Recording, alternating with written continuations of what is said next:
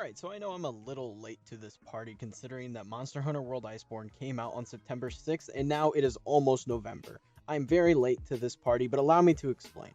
But before we do any of that, we are very close to 300 subscribers on the channel, so if you'd be so kind as to smash that subscribe button for me and share the video with your friends, get these videos out there, get more people here, it'd be much appreciated. Thank you. So the reason I am so far behind on the Monster Hunter Iceborne train is that I was originally waiting for it to come out on PC, and that doesn't release until I think like January 20th of next year, something like that. But the group of people I play with on PC have a tendency to pick up new games and just kind of stop playing them after a week or so, which really sucks because I like to really play games for a fair amount of time. And they always end up going back and playing something like League of Legends or something like that, and I just don't play that game anymore. So I've migrated back to console, and since I've done that, I figured why not pick up Monster Hunter, because I love Monster Hunter as a series so much. Why not pick up Iceborne and get back into the groove of things? And that's exactly what I did. I reactivated my PlayStation Plus, picked up Iceborne, and I've been playing it almost every day since, and it has been such a good time. So for those of you who don't know, Monster Hunter World Iceborne is a full expansion to Monster Hunter World. It includes tons of new monsters, 2 new areas on the map, and just tons of new content for you to sink your teeth into and just dock tons of hours into. The 2 new areas that are included in Monster Hunter World Iceborne are just as beautiful as the regions that are included in the original Monster Hunter World, and they are really cool and include a ton of new monsters, including returning monsters from previous Monster Hunter games, some new monsters, and some new variants for monsters found in Monster Hunter World, such as Fulgur Anjanath, Acidic Glavenus, Viper Tobi-Kadachi, and things like that. There's tons of new monsters for you to hunt, and tons of hours you can just sink into all this new content. It almost feels like a whole new game on top of just being an expansion.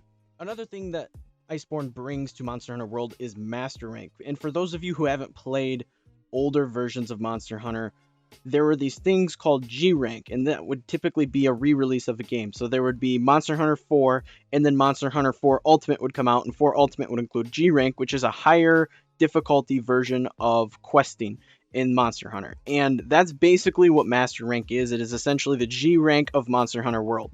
And what it does is it just really amps up the difficulty for the hunts that you're on. And it does this for every monster that was already in the game as well. So older monsters such as Anjanath, which I always thought was a really cool monster in Monster Hunter World, but it was kind of an early hunt, so you didn't use its armor in late game. But now it is brought back, and you could actually end up using some of its parts, making older monsters viable again, which is something that's really cool. And the difficulty being much harder is also really nice, because I was able to kind of fly through Monster Hunter World. I hadn't even finished the game yet on PS4 because I'd been playing on PC instead, so I needed to beat that game to be able to jump into Iceborne on PS4, and I was able to do it so quickly and just hop back into Iceborne without any problems. And Iceborne is so difficult. I've been playing it with a buddy of mine who already beat it, and we're still struggling to take down some of these monsters, even though he has already completed the story and has an armor set and weapons made. So it's just a good time. It's really going to make you sink your teeth in and really just focus on getting better and honing some of your skills. And there are some other cool things that have been added that can help you out with this difficulty, like this gap closer item that comes with your shooter. It's called a grip claw, and it'll hook onto the monster and pull you to the monster so you can do attacks and stuff like that. So there's some new features added in that regard as well, and it's just a lot of things that needed to be fixed from Monster Hunter World, like the difficulty, have been addressed here in Iceborne.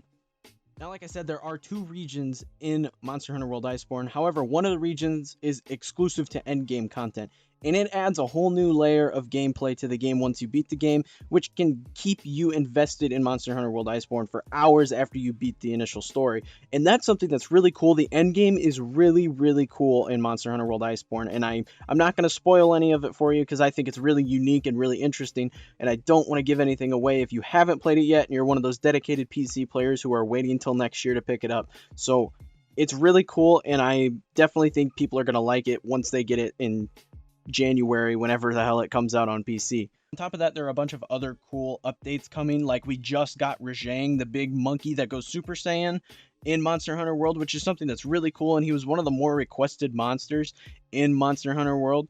So it's really cool to see him come, because I actually hunted him quite a bit in previous generations of Monster Hunter. So it's really cool to see him come back and see him in high definition like this. It's really, really awesome. My buddy told me he hunted him for the first time the other day and got his ass kicked. And I haven't hunted him yet because as of last night, I just finished the main story of Iceborne, and now I'm getting into the endgame stuff. So I had to wait a moment before I actually could hunt this monster. But I'm going to get to it because I've made a mix set online, and it includes parts and pieces from that monster. So I'm ready to hop into that. There's some other crossover events coming in the future, and another monster has been confirmed to be coming to the game. We are unaware of what that is at this time, but I'm predicting it's going to be Chameleos, because one of the new monsters in Monster Hunter World Iceborne shares a very similar model to Chameleos. So I figured they're going to take that model and slap a new coat of paint on it and say, boom, there you go, there's Chameleos, which I think will be pretty cool. Now, aside from all the positives in regard to Monster Hunter World Iceborne, there are still some negatives. The story, although there are a lot of cool elements to it, overall it's still pretty dull, and it's not super interesting. Yeah, overall the story is just not all that interesting. And to be fair, I didn't think the Monster Hunter World-based story was all that interesting. So I wasn't expecting a whole lot from Iceborne's story. And it's not that I'm disappointed by the story, because honestly, when I'm playing Monster Hunter, I'm playing it for the action and killing the monsters and making armor sets and just playing the game. I don't really give a shit about Monster Hunter having a story. But if you're one of those people that likes a story in a game, I would not recommend Monster Hunter, because it's not all that interesting, at least in my opinion.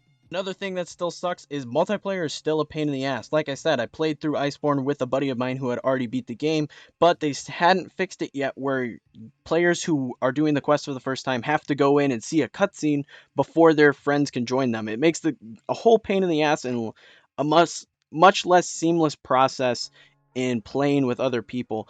I mean, it's still doable. I just went into the quest first, got the cutscene out of the way, and told him to hop in, but it's still a pain in the ass that he couldn't just go in with me from the start.